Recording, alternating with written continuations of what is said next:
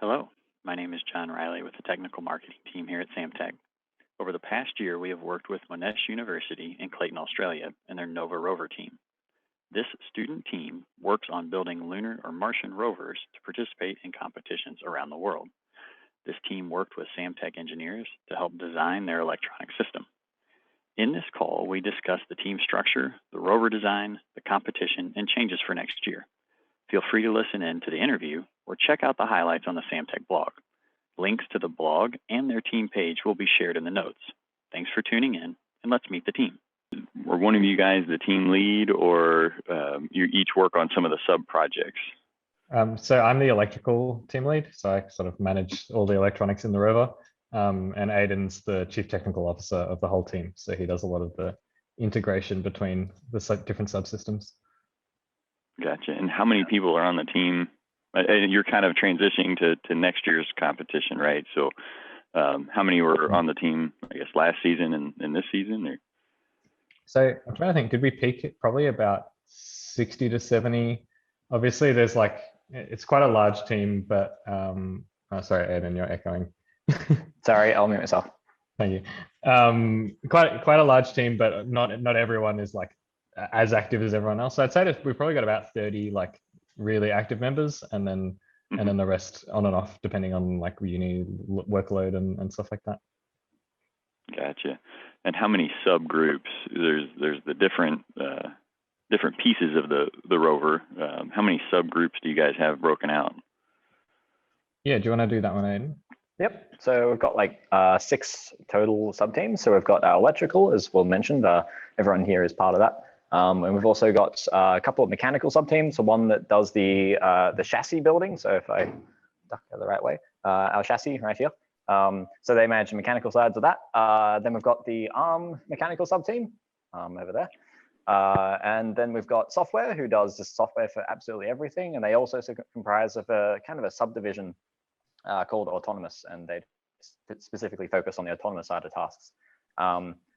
Then we have our operations team, who manages a lot of the logistics challenges that the team faces. And last, we have a science team as well, who focus on the science tasks in each of our respective, both Australian and university, that's the one held in Utah, rover challenges. And they focus kind of as a combination of all the different sub-teams, mechanical, electrical, and software. So yeah. Okay. But you all overlap quite a bit, because without the chassis and the arm and the electronics, none of the other things can happen. So it's kind of integrated and woven together to where each person's working on their sub team, but it all has to go through the electronics in some way. So if you can't get the data back and forth or move the pieces, so that's where the connectors and the electronics kind of come into play. Do you have an idea of how many total connections, or whether it's not individual pin connections, but just number of connectors, the way that you guys modularize the little units, plug in lots of things in. So do you have an idea of how many connectors you guys used? So I think for the motor drivers we have 13 motor drivers for the drive and the arm, and then we've got one large connector for the battery. So they're all our Samtec ones that we use. In terms of other connectors on the rover, I don't know, it's probably close to 50, 60, depending, especially on the arm, because the way that the arm works, we send all our signal lines through Ethernet cables, and each kind of motor driver is on a bus basically of the Ethernet cable. So there's sort of 2 connectors for the Ethernet cable between every single motor driver basically. So lots is the answer. Yeah. And it looks like you guys used a lot of the same drivers, the little modules, all over the place. Here, actually. So Christos designed this. This is the CAN bus motor driver, and then we've got the Samtec connector on the back. There's a super modular, so you can, it takes in the CAN signals and the battery power, and then and things like the velocity encoder signals and everything. So everything goes through the single Samtec connector on that, and then that'll be broken out to other usually wire connectors based on where we need it. So on the chassis, you can see there's 6 of them on a single board. But on the arm, some of them are on their own, attached to a little breakout shield. And there's also 4 of them inside the tube of the arm that are on their own sort of motherboard that you can't actually see because it's inside. Hang on, I'll get a picture. Right. No. That was really neat in the overview video, which I'll cool. embed in the article. But to slide all that into the arm, little daisy chain piece. Now, how many is that? Just in the control arm, or are those elsewhere in the frame? The motor drivers. Mm-hmm. Sorry. Yeah. So the ones for all of the wrists, there's 4 different things we have to move in the wrist. So we need 4 of those drivers. Those are all in sort of the forearm linkage. And then the drivers for the base are mounted externally. So they're a bit more accessible. Okay. Yeah. Who's your 3D printing wizard? Who all the orange pieces are all 3D printed, right? We kind of all are, to be honest. There's probably about half a dozen plus printers on the team. Maybe, yeah, probably like close to 10 actually. Yeah. And so the 3D printed wheels there, Aiden printed painstakingly on our Prusa. So each of those wheels is printed in 4 segments, and it takes, is it 12 hours a segment, Aiden? Yeah, so 2 days per wheel. I didn't have much else to do during lockdown, so like, you know. Right. So that was something that Robert had mentioned, worked early on, I guess back in 2019 with the first discussion of this project, and then everything fell apart.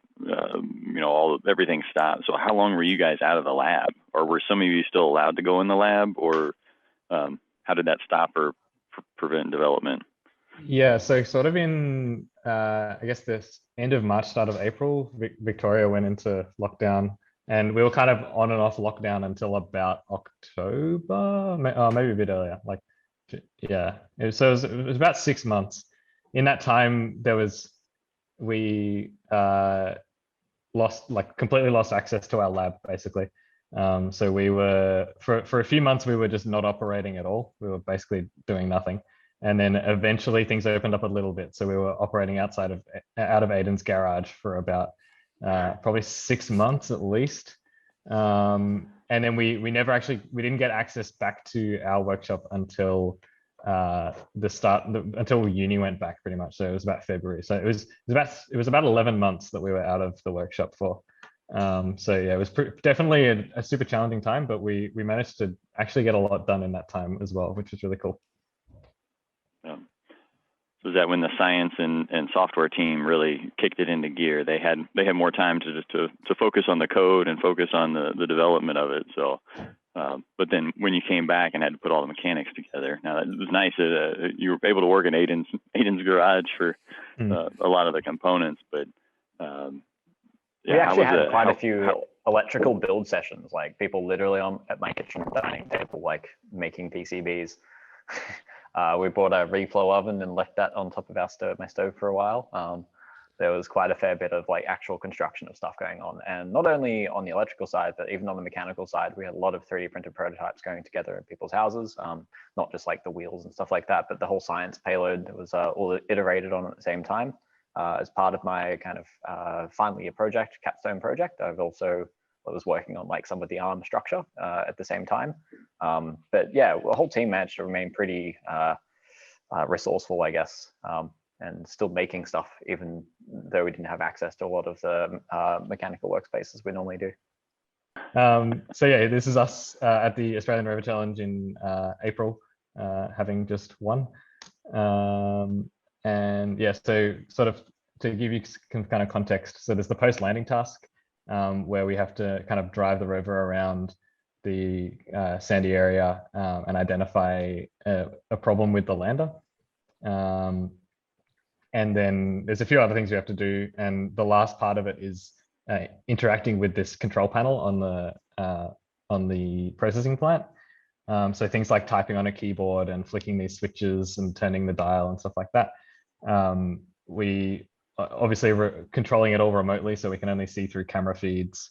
And it's very challenging. But yeah, the robotic arm did a fantastic job, and Christos did a great job driving it. So yeah, so that's post landing. Lunar resources. So this is sort of the science task for the Australian Rover Challenge. So here we have to go navigate to 3 different sample sites and identify the sample site with the most amount of water content, and then collect as much of it as we can and deposit it back at the processing plant. So this sort of is analogous to all of the in situ resource utilization that we're looking into for all the moon missions in the next couple of years. Things like establishing a manned base on the moon, trying to find water and other building materials for a moon base is super important. On the landing pad, that's the starting point for all rovers? That's not something you guys did. That's okay. Yeah, they put a lot of effort into like setting the scene for this competition. It was really cool. Yeah. And then there's the lunar construction. So we have to construct a justifiable structure on the moon. It's a little bit scaled down. We're using like these 3D printed blocks in order to do it, but it's a really, really challenging task to do. Get like things like figuring out the orientation of the arm in 3D space using only camera feeds is almost impossible. And was Christos the driver? Was he the driver for all of it, or did you have multiple drivers? So I was the driver for the wheels and like driving the rover around, and Christos was the kind of arm pilot, I guess. Gotcha. It's too much for one person to try and control. I would imagine, that much stuff. So we split it between the rover driving and the arm driving. We've also got software being driven in the background. You know, a bunch of people on terminals, like literally changing camera feeds and making sure the radios don't drop out, and all the stuff in the background that goes unappreciated quite often. Yeah, that cliche of them typing into a command line is very real. So how many times, Christoph, were you elbowing William? You know, go left, go right. You know, as you're moving the arm and he's moving the rover, and you guys are. They formed a telepathic communication link. Yeah, like pretty much. There's some pretty tight communication. Like for things like the typing on the keyboard, it's actually a lot easier to move the rover side to side than it is to move the arm around to like get to different keys. So I was like, go a little to the right, back a little. Yeah, it's we spent many hours training together driving it, so we're pretty well tuned to how we do things. But yeah, most of the time it's only kind of one thing at a time, unless we're like rushing at the last minute in under time constraints, which there was a bit of. Were there judges watching you two interact as well as the rover, or were they mainly focused on the rover? I'd say mainly focused on the rover. Like there's a few judges out in the field, but there's always one judge in the room with you to sort of relay information back and forth. I'll see. And then, so the last task for ARC is the autonomous task. So here the rover has to drive fully autonomously to set coordinates, but it can't use GPS and it can't use a compass, which is a ridiculous challenge. It's so hard. We essentially, our system used it was basically like a dead reckoning system. So we used like the velocity, we knew the velocity of the wheels, and we knew the position, the orientation of the rover using this special Intel camera. And from that, we got pretty okay results, but it was not ideal. We're hoping to implement like a proper image identification and kind of mapping algorithm next year, but we didn't have a ton of time to develop it for this one. Is that the marker recognition, the small flags that are kind of scattered around? Yeah, exactly. Yeah. So we didn't actually use them. Yeah. We wanted to use them, but we ran out of time basically to combine all of the relative position data of the QR codes with the data we were doing. It was just too much going on basically. And then that was ARC. So we came first, which was really good. The main thing with the first ARC was that essentially we've sprouted 2 new Australian teams for this competition. And by the sounds of things, about 3 new ones have popped up for next year. So it's going to be, we've gone from 1 Australian team to I think 7 for next year, hopefully. So it's really sprung out of nowhere, which is really good to see. And especially with COVID, with the US competitions being very hard to get to, when we're not even sure what next year is going to be like. It's just too up in the air. Having this local competition is really, really good. And I'll show you, I think this, oh yeah, so here's the URC as well. So that you can see some of the other rovers that other teams put together. So one of them's ours. Yeah, this is our one from 2018. So we've come a long way. 2019. Yeah. So the robotic arm back then was used 2 linear actuators and a truss design, and it kind of hung out the front of the rover a lot. And now we've got all cyclodal gearboxes and it stows on top of the rover. And we've got these like beach trailer wheels as our rover wheels and stuff like that. In essence, it's not that different, but it's a lot more refined now. Sure. How much do you learn from the other teams? I mean, as you see how they either struggle with a task or something that's harder for different types of rovers, do you take notes and kind of evolve and iterate on your own team? Yeah, I think it's a bit hard for some of us because we've, at least me and Eldon, have never been to the US comp. And since the other teams at the Australian comp were so new, that they sort of a lot of their learnings we'd already overcome years ago. But we do those videos that we sent you, or like obviously each team creates one of those. So we spend a lot of time, especially for like the science payload and stuff like that, seeing what other creative ideas people have come up with for how to do their like protein detection and stuff like that. We kind of trawl through those as they come out, and pick out the good bits. Aidan, did you want to talk about, and Chris as well, do you want to talk about like how it is at competition? At competition, it's really good. The teams aren't like, it's competitive, but the teams aren't like, oh no, we don't want to show you the inside of our rover because that's secret sauce. They'll happily show off what's inside and give newer teams advice on things and let you look at how they did things, which because the constraints of the competition are relatively simple. It's basically a weight and a size limit, and then you have to achieve these tasks. There's so many different ways to go about it. So you get such varied rovers, and you get to see how those different rovers perform. It gives you a lot of insight onto designing your own rover for sure. Yeah, and just like all the during competition 2018 and 2019, we just took a lot of footage and talked to a lot of people about what designs have and haven't worked. And at the start of each cycle, after URC, we sat down in each sub team and talked about what we liked on our rover, what we liked on other people's rovers, and what we saw was like not such a good idea. Often the negatives actually stand out pretty strongly. If you see failures in the field, it's something that really sticks with you. But yeah, just talking to other teams and figuring out how they approach problems. As we said before, like it's just a super broad problem, and you can approach it in many different ways. That's really good. There's a lot of different solutions. I like that, how all the teams kind of collaborate and work together, and very open source to a degree, because there are so many avenues to solve that problem. So being able to go talk and listen to some of the other teams' struggles, and talk through them and help them, and in turn get help from them is pretty neat. So it sounds like a good competition group to be in. Yeah, it's definitely kind of a nurturing competition rather than a fight to the death sort of thing. And then at the end of the competition, once everyone's like done all the proper competition tasks, there's a tug of war. So all of the rovers, you strap a rope between them, and we see who's the strongest. So we did that at the Australian rover competition, and our rover was in a stalemate for like over a minute until one of the motors caught fire, basically. So that was funny. Yeah. I'll quickly zip through the URC tasks.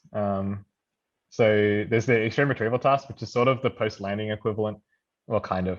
Basically, it's over a really long distance, so it's usually up to about 300 meters away from the base station that we have to control it. So maintaining radio communication throughout the whole thing is pretty difficult. And you have to do things like pick up a water bottle from this from around and then drop it at this astronaut and pick up a rock and put it in this, and there's lots, and like pull a rope with a weight on the end of it, stuff like that. And as you can see, that the terrain in Utah is pretty mountainous, so it's quite a challenge to sort of navigate, again, especially when you're only looking at it through video feeds. Sorry to butt in just for a sec. Is Will gone quiet for everyone else? No, it's okay for me. Just me. Okay, all good. Fine. Cool. Oops, that's playing again. And then there's equipment servicing, which is sort of like the post-landing with the like switches and dials. It's very, very similar, but a bit more challenging. So there's a heavier weight and there's like a joystick, and you have to it's a bit hard to see, but there's a drawer on the lander that you have to open and then put this ammo crate inside. So very challenging task. Is again an autonomous task. Oh, sorry. Was the previous video, was that the video feed that you guys were looking at driving? Or were there more or that's it? Yeah. That was it for that year. We've since kind of refined our camera system a bit so we can have we had 7 continuous camera feeds for the Australian comp. But yeah, as you can tell, like it's very hard to tell what's actually happening through through those feeds. So yeah, a little bit of bounce, a little bit of shake, and just very carefully hit the right key. So that was the old arm, which had quite a bit of kind of mechanical slop in it. The new arm is way more rigid. It's absolutely much nicer incredible to drive. Yeah, it's like driving a Corvette versus a jalopy. Cool. And then so there's autonomous in URC as well. It's a bit of a different autonomous, so you can use GPS and compass in this, but it's over a much larger distance, and there's lots of obstacles in the way that you don't know about before. So you have to kind of have a dynamic obstacle detection and avoidance system for this. Some Mars bushes. Yeah, so there's bushes and stuff, and you'll see in this video the rover gets to the checkpoint, but the checkpoint is on a bush, and it goes over the bush and nearly tips over, but survives just. And then you can see the flag pop out when it hits the checkpoint. So yeah, it's again a super challenging task. And then finally, there's a science task. So here we have to, like the detecting moisture sites on the moon. The URC is sort of more Mars focused, whereas the ARC is all moon focused. So this is all about detecting life or signs of life in 3 different samples. So this old system used this big drill and collected a sample, and then used a bunch of chemical analysis on board to determine if there was extinct life or currently living life on there. And if not, it also has the ability to kind of detect what the environmental conditions are like, if there's any kind of ability for the environment to harbor life. So yeah, the science task is probably the most kind of aligned with what the actual rovers do. So it's certainly sort of the most interesting one to kind of watch what happens. It has to get there first, right? So exactly, yes. If all the systems don't work together, then you never get to perform the science until you get through all the obstacles. Yeah, it's there's so many things that have to go right, and so many things that can go wrong. I guess the slides just have some cool pictures in them. So like there's the flexible wheels, and like the arm flicking a switch. Oh yeah, this here is the internals of one of the gearboxes that Aiden designed. So there, actually, I think there's a GIF. Yeah, so you can see the like cycloidal rings and stuff. It's all black magic to me. I don't really understand it, but yeah, that's kind of it. So, but yeah, hopefully that kind of gives you a better understanding of what our end goals are, basically. Yeah. So when's next year's? Is there a competition in 2021? And is it Australia first and then at the States, or do you think? Yeah, so it looks like the Australian competition will be in March again next year. Okay. So that'll be sort of our next thing. The US competition, we hope will, it's just so hard to know what's going on. Right. Realistically, it'll probably be a virtual thing like this year, which is fine. It's a very different sort of structure. The virtual competition is sort of structured around condensing all of the competition tasks into like 4 really extreme, difficult challenges. Whereas in Utah, there are sort of other strategies. Like, for example, one of the tasks in the virtual competition next week is descending the rover off a 1-meter cliff, which, when the rover has to be less than 1.2 meters long, is very challenging. So we've been developing some like deployment mechanisms and stuff to try and get it off the cliff, but it's not going to be easy and very, very rife with danger.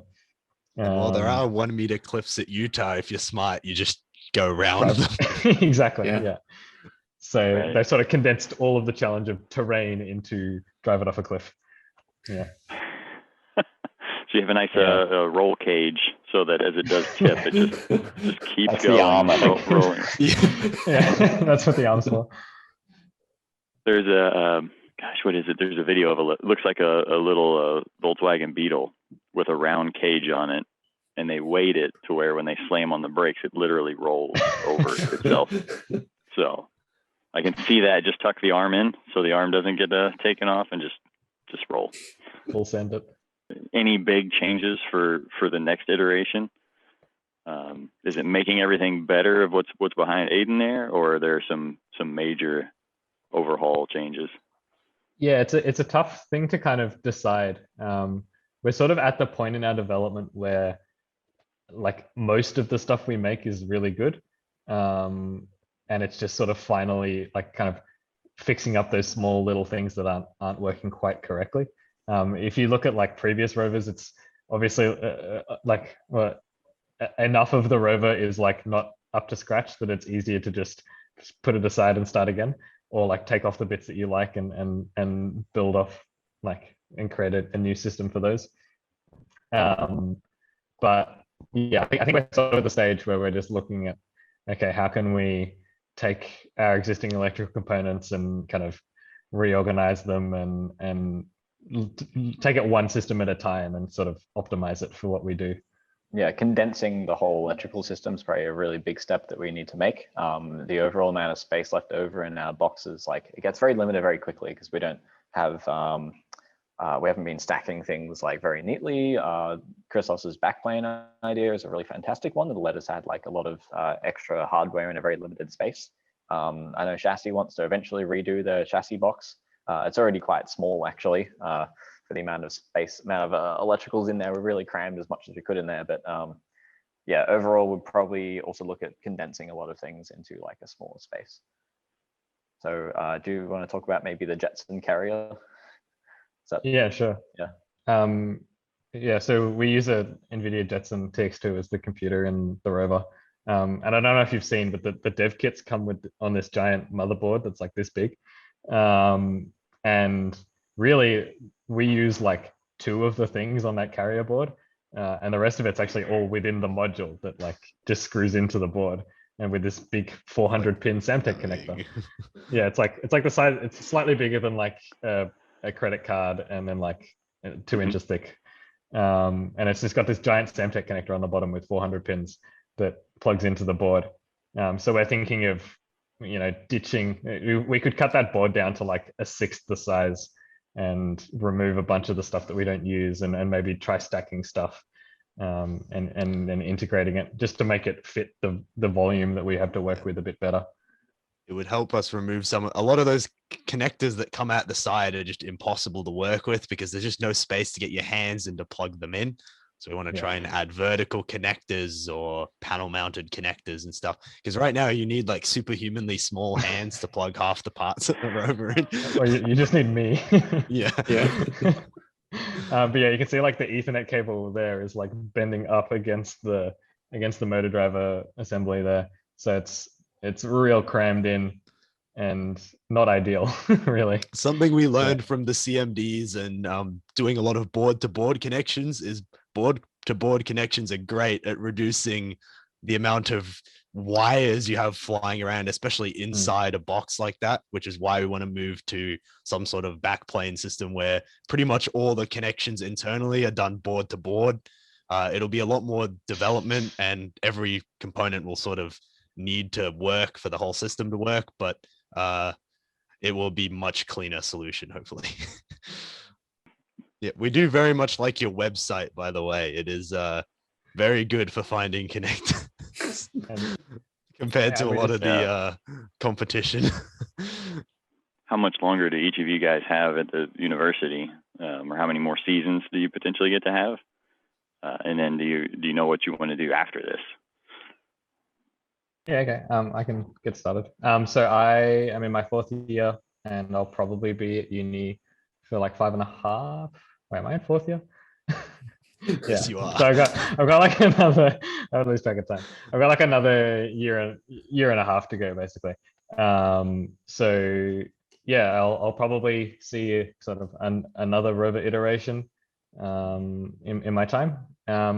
After uni, I don't really know exactly where I want to work. I'd love to work in the space industry in some respect. Unfortunately, there's not a huge amount of opportunities in Australia, but it's starting to kind of pick up speed a little bit. There's a few small launch providers and satellite builders and stuff.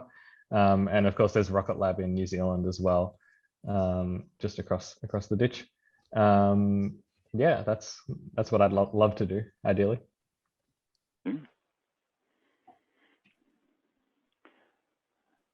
Probably go next. Yeah. So I'm one of the older members on the team. I was around during the founding of the Nova Rover team, and I've been like heavily underloading since we had dropped many units. So I'm in my 7th year right now, and I'm set to graduate at the end of this year.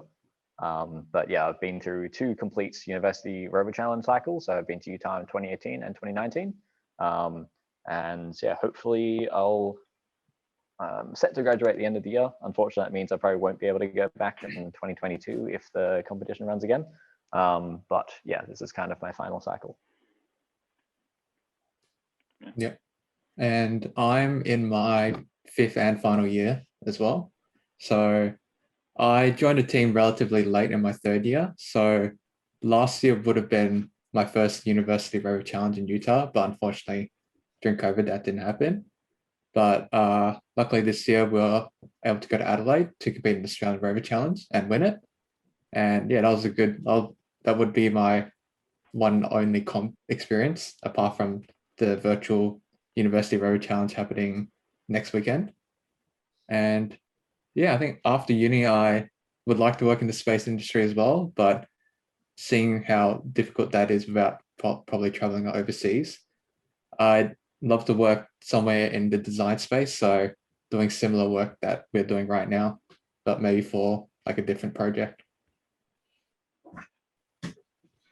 Yep. And I guess that just leaves me. So I'm in my 4th year of a 5-year double degree between engineering and science, same as Will. But I have also underloaded, so it'll take me about 5.5 years, most likely. So yeah, I joined the team about halfway through my 1st year. So I've actually been on the team for quite a while. I got to go to the URC in 2019, which was really great. And yeah, I've been also here for the 2020, 2021 design cycle. And like Will, I'll probably get one more full design season in before I graduate. And as far as after uni, I'd also like to work in the space industry, ideally. But I've also got the advantage of a US citizenship, so I could potentially move to the US and try and take advantage of some of the opportunities that are there as well. If you were to, I guess, give a talk to a younger group, is there something you would tell them to kind of inspire them to either look into a engineering or science or even a space type of degree? Yeah, it's hard to kind of condense into like a short little phrase, but I think there's people always like have curiosities and stuff about the world. And I think it's really important that people like explore their interests in robotics and STEM and all of that. One thing that's quite important to Nova Rover as a team is getting women involved in STEM as well. We have one of the higher female representations in the student team. And yeah, so we spend a lot of time and effort into kind of getting younger girls in high school age like interested in STEM fields and just hobbying and stuff like that. Aidan, do you have anything to add? I'd just like to point out that we didn't get anyone to come along, which is a bit unfortunate. We're actually, is it like 40% or something? It's really high now. Yeah, like a really, yeah, it's high 30s. Yeah, really good compared to the rest of the faculty at least. But we are seeing, gradually more and more people coming into it. We do have a lot of people coming from high school after seeing one of our outreach presentations where we drive this thing over to their school and do some demonstrations and have a couple of like side activities where they build small rovers and do some coding activities. Even during lockdown, we're doing some virtual outreach things as well, which went really, really well. And it just encourages people to, just get curious about how stuff works. And I've yet to meet a single kid who's not interested in robots. So I feel like it kind of sells itself, really. You don't have to say too much. It's just like, isn't this cool? And, it's pretty easy. As you drive the rover through their school. We got permission first, don't worry. No. I could imagine looking out the window or looking out the door at school and seeing the rover just roll on by. So definitely see that would be very. It's quite cool because we can get a gamepad or a mobile phone to be the controller as well, and we can get like anyone to join to it and control it for a bit. So it's very interactive as well. Yeah. Good. I think that's it from. Yeah. So as far as I know Samtec kind of helped with some of the electronics, some of the connector side of things. Are there big needs for you guys, for your team, from different sponsors, different interactions that you guys need, or what would be the request out to the community as far as something that you need? It's challenging. Obviously, with the restrictions over COVID and everything, because the university's had a lack of international students, we've had our funding cut fairly substantially over the last year. Money's obviously an easy answer, but really we try and look out for if there's a project that we want to kind of develop, we really try and find companies who are developing something that would really work with that. So we wanted these really nice modular connectors so we could put the motor drivers in and have them hot swappable and everything, and there wasn't really anything except Samtec that looked good, so we reached out to you guys and you guys were happy to sponsor us. But things like we're looking into new radio systems, so we're reaching out to some companies local suppliers and seeing if anyone's interested in helping us on that front. I'm trying to think. Big one is probably machining. So we have pretty limited access to CNC machining through the university. So we rely on sponsors like Moran, which is a machining company in Australia, to do some of our CNC machining for us, which is always very helpful.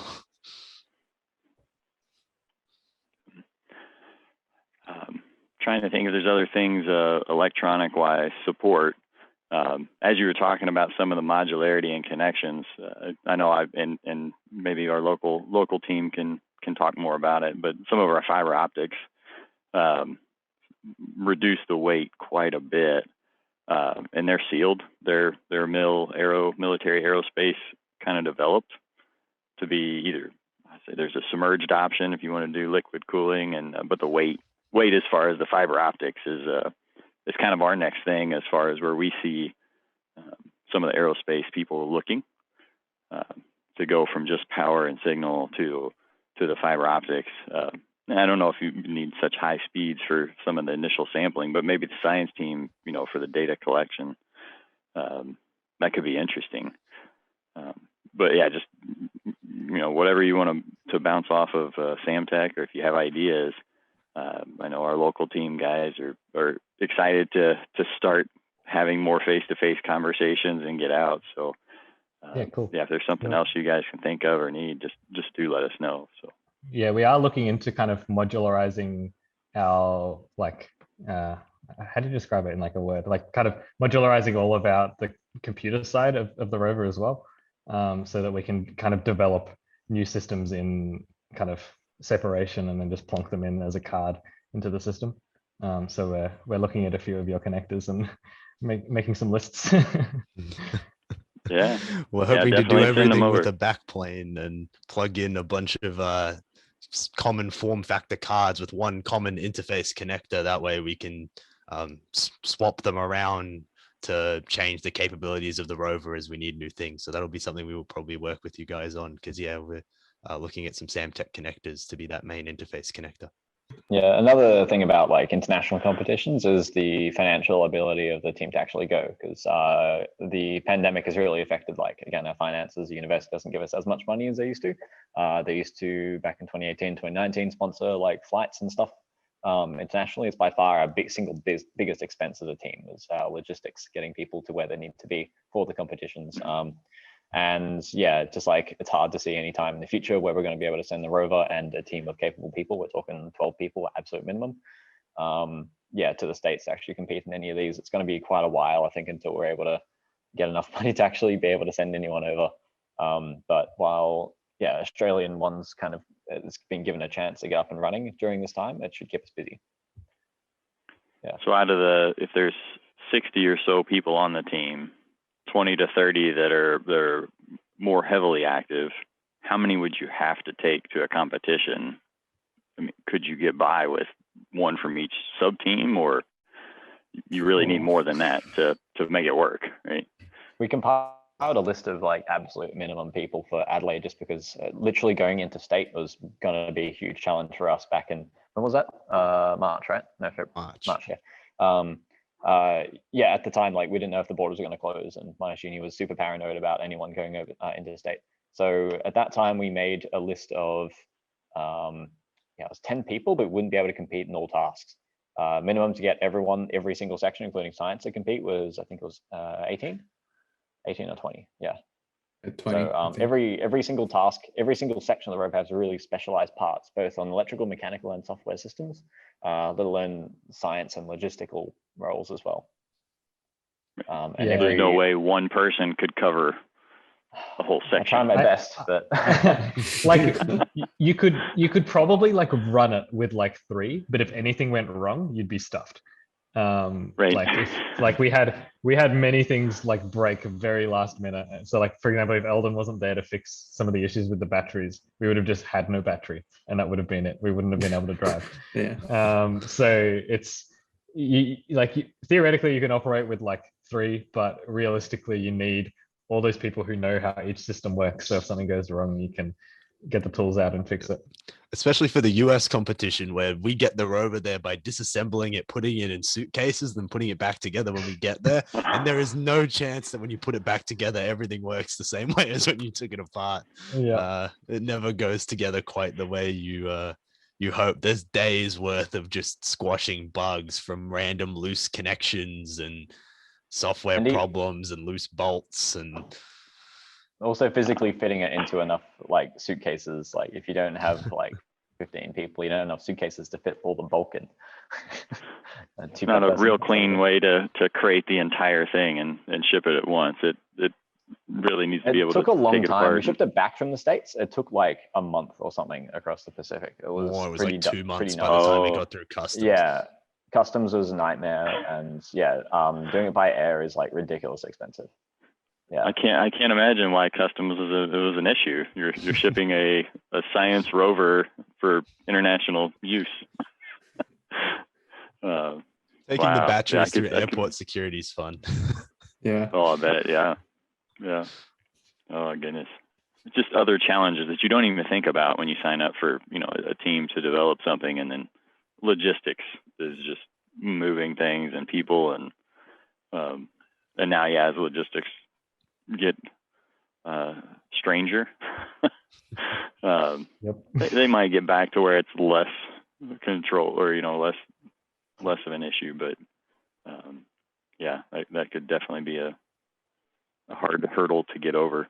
you thought driving autonomously over bushes in the desert was an issue, try to get all the components through the airport is just as much. So yeah, definitely. Thanks so much, John, for your time, and thanks to you and Samtec for sponsoring us.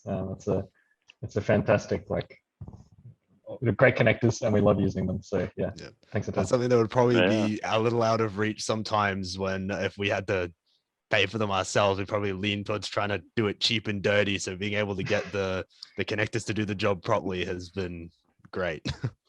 Yeah, no, we're happy to help, especially with the universities and learning. Because the way you guys use a connector may be a little different than somebody else, a different customer, different industry. So we like to learn with you, see what went wrong, how things go, and what can we help overcome. So no, we're excited to see what happens next year, to evolve with the new equipment or changes to it. So do reach out and let us know, and be happy to help where we can.